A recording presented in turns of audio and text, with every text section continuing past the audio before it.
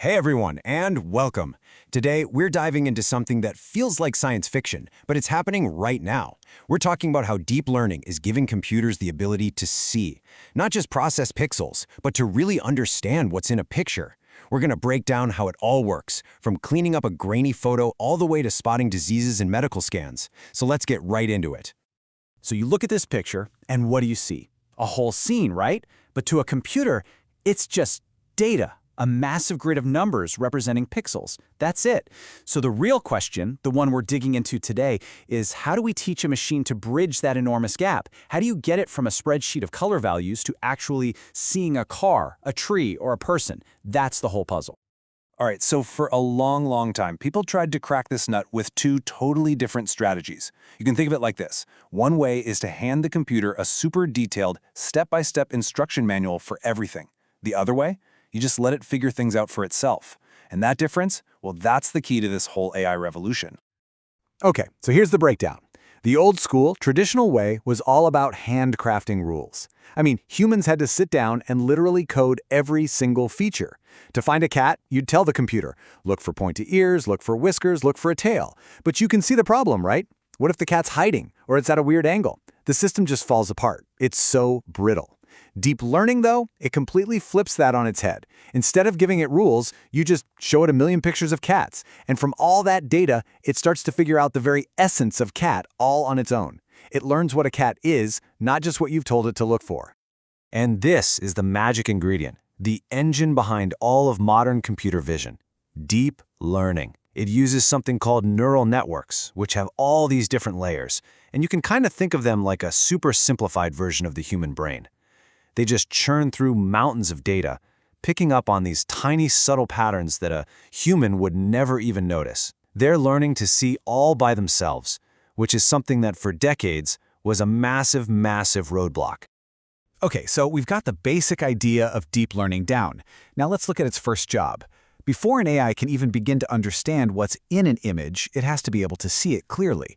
So a lot of the time, the very first step is just cleaning up the picture. This whole area is called image restoration and enhancement. You know exactly what this is. You take a photo at night or in a dark room, and it comes out, well, all grainy and fuzzy.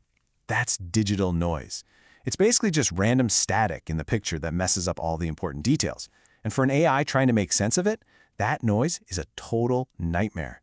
So, job number one is often getting rid of it. And what's cool is that different AI models have come up with some really clever ways to do this. Take the self-to-self model. This one is super smart because it can learn to clean up a noisy image, even if it's never seen a perfect, clean version to compare it to. It basically learns from the noise itself.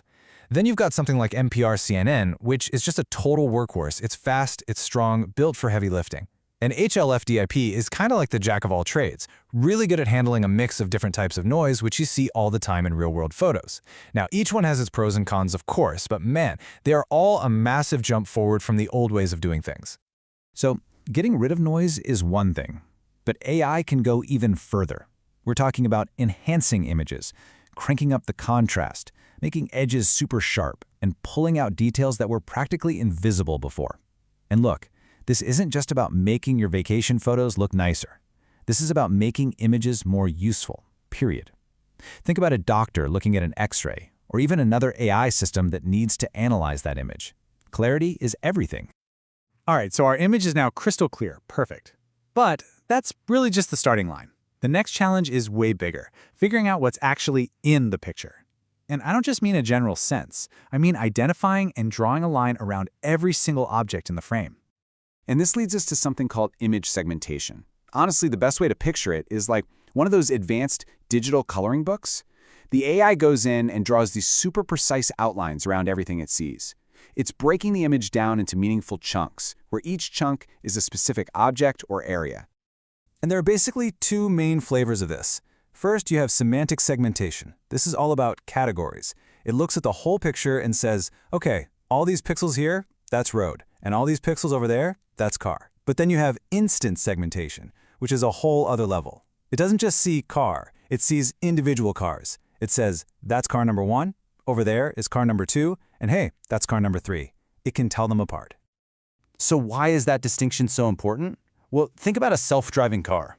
It really needs to know the difference between one giant truck and 3 separate cars, right? It's absolutely crucial. And this is used in all sorts of robotics too. There are models like Mask-RCNN that are used for things like, get this, autonomous fruit-picking robots. The robot has to be able to identify every single apple on a tree as a unique object to pick it. Okay, let's recap. We've cleaned up the image, we've found the objects and drawn boxes around them, but just knowing where an object is isn't the end of the story. The final critical piece of the puzzle is to actually name it, to classify it and say, this is a dog or this is a tumor. And that whole process really comes down to 2 main steps. So first up is what's called feature extraction. This is where the deep learning model automatically, and this is the key part, automatically figures out the most important visual details. We're talking about things like the texture of a cat's fur, the specific shape of a car's headlight, or the unique pattern of a cell in a medical scan. Then, once it's gathered all those features, it moves to step 2, classification. It takes all that evidence it's collected and makes a final call, slapping a label on it, dog, cat, or even brain tumor. And the results you can get from this? They are just staggering. I mean, look at this. We have a model called ResNet hitting 99% accuracy in classifying brain tumors from MRIs.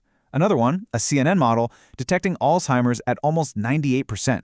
These aren't just cool stats for a chart. This is AI performing at the same level and sometimes even better than highly trained human experts in life or death situations. And sometimes the performance is literally perfect, 100%. There was a model called VGG16 that was given the job of telling different fruits apart, and it got a perfect score. Now, this just goes to show you that when you have a really clear problem and a great data set to train on, these AIs can become practically flawless. So, it's pretty clear that deep learning is an absolute powerhouse when it comes to computer vision. But like with any game-changing technology, it's not all sunshine and roses. We have to look at both the incredible power and, well, the current pitfalls.